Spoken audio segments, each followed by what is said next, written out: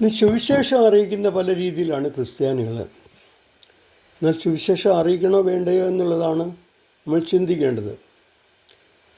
ഇന്ന് ഇന്ത്യയിലെ സുവിശേഷം അറിയിക്കാൻ പോകുമ്പോൾ അവരെ അടിക്കുന്നു ഹിന്ദുക്കൾ. എന്നാൽ അമേരിക്കയിലും ആസ്ട്രേലിയയിലും അതുപോലെ തന്നെ ലോകത്തിൻ്റെ നാനാഭാഗത്തും ഈ ഹിന്ദുക്കളുടെ മിഷണറിമാർ ചേർന്ന് എന്നിട്ട് അവരുടെ മതത്തെ യോഗയും അതെല്ലാം പ്രചരിപ്പിക്കുന്നുണ്ട്. അവരെ ആരും അടിക്കുന്നില്ല. അവർക്ക് ഇഷ്ടം പോലെ പണം അവർക്ക് കൊടുക്കുന്നുണ്ട്. എന്നാൽ നമ്മൾ പോയി ഇന്ത്യയിൽ സുവിശേഷം അറിയിക്കുമ്പോൾ നമ്മളെ ഇവരെന്ത് ചെയ്യുകയാണ്? അടിക്കുകയാണ്. ഇന്ത്യയുടെ സ്ഥിതി എന്തെന്ന് ചോദിച്ചാൽ ഇന്ത്യ ദാരിദ്ര്യത്തിലൂടെ കടന്നു പോവുകയാണ്. ഇന്ത്യയിലെ ആദിവാസികളും അതുപോലെ തന്നെ ഈ അവർണരുമായ ആളുകൾ വളരെ കഷ്ടതയിലൂടെ കടന്നു പോവുകയാണ്. അവർക്ക് ആഹാരമില്ല, വസ്ത്രമില്ല, അവർക്ക് ജോലിയില്ല, അവർ പഠിപ്പില്ല. അങ്ങനെയുള്ള ഇടങ്ങളിൽ മിഷണറിമാർ കടന്നു നിന്നിട്ട് അവിടെ സ്കൂൾ സ്ഥാപിക്കുകയും അവിടെ അവരെ വിദ്യാഭ്യാസ സമ്പന്നരാക്കുകയും അവരോട് സുവിശേഷം പറയുകയും ചെയ്യുന്നുണ്ട്. എന്നാൽ അവരെ ആരെയും വിശ്വാസികളായിട്ട് ആരും കണക്കിടുന്നില്ല, കൊണ്ടുവരുന്നില്ല. വെറും അവർക്ക് വിദ്യാഭ്യാസം കൊടുക്കുന്നു, അവർക്ക് മെഡിസിൻ കൊടുക്കുന്നു, അവർ യേശു ക്രിസ്തുവിനെ പറ്റി അവർ പറയുന്നു. കുറച്ച് ആളുകൾ മാത്രമേ എന്ത് ചെയ്യുന്നുള്ളൂ? യേശു ക്രിസ്തുവിൽ വരുന്നുള്ളൂ.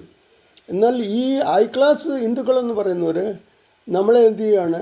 മിഷണറിമാരെ എന്ത് ചെയ്യാണ്? അടിക്കുകയാണ്, ഉപദ്രവിക്കുകയാണ്, ഇതൊക്കെ ചെയ്യുകയാണ്. എന്നാൽ യഥാർത്ഥത്തിൽ ഈ വേല ചെയ്യുന്ന ആരെന്ന് ചോദിച്ചാൽ കത്തോലിക്കരാണ്.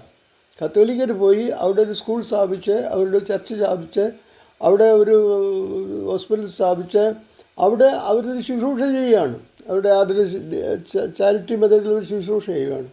എന്നാൽ അവരെ ഉപദ്രവിക്കുക എന്നുള്ളതാണ് ഇവരുടെ പ്രധാന കാരണം. പട്ടിണി പാവങ്ങളെ തോറ്റിപ്പോറ്റുവാൻ നമ്മൾ പോകുമ്പോൾ നമ്മളെ അടിക്കുകയാണ്. അന്നേരം അങ്ങനെയുള്ള പ്രതികൂലമാണ് ഇവിടുത്തെ ഹിന്ദുക്കൾ ചെയ്യുന്നത്. എന്നാൽ അമേരിക്കയിലൊക്കെ എന്ന് വെച്ചാൽ ഹരേ കൃഷ്ണ ഹരേ രാമ എന്നുള്ള ആളുകളെല്ലാം ഒരു സ്വതന്ത്രമായിട്ട് അവരുടെ പ്രചാരം നടത്തുകയാണ്. അതിന് ക്രിസ്ത്യൻ കൺട്രിയായ അമേരിക്കയും യൂറോപ്പും ഇതൊന്നും എന്ത് ചെയ്യുന്നില്ല, വിലക്കുന്നില്ല. എന്നാൽ ഇന്ത്യയിൽ എന്ത് ചോദിച്ചാൽ ഇന്ത്യ ഗവൺമെൻറ് തന്നെ ഈ പ്രവർത്തനത്തെ വിലക്കുകയാണ്. ഇവിടെയുള്ള ആദിവാസികളെയും ഇവിടെയുള്ളതാകുന്ന താഴ്ന്ന നിലയിലുള്ള ആളുകളെയും എന്ത് ചെയ്യുന്നു ചോദിച്ചാൽ ഉന്നമനത്തിനായിട്ട് വിടുന്നില്ല.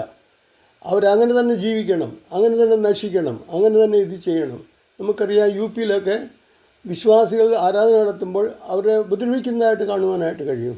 ഛത്തീസ്ഗഡ്, ബീഹാർ, അതുപോലെ തന്നെ ഇത് എന്തെന്ന് ചോദിച്ചാൽ രാജസ്ഥാൻ, മധ്യപ്രദേശത്ത് ഇവിടെ ആദിവാസികൾ ദൈവത്തെ വിളിക്കുമ്പോൾ, കർത്താവായ യേശു ക്രിസ്തുവിനെ പ്രാർത്ഥിക്കുമ്പോൾ അവരെന്ത് ചെയ്യുന്നു ചോദിച്ചാൽ അവരെ അടിക്കുകയും ഉപദ്രവിക്കുകയും ചെയ്യുന്നു. ഈ ഹൈ ക്ലാസ് ഹിന്ദുക്കൾ അവരുടെ ഗ്രൂപ്പാണ് ബജരംഗദൾ, അതുപോലെയുള്ള ഗ്രൂപ്പുകൾ, ഹനുമാൻ സേന, ഇതൊക്കെ അവരുടെ ഗ്രൂപ്പുകളാണ്.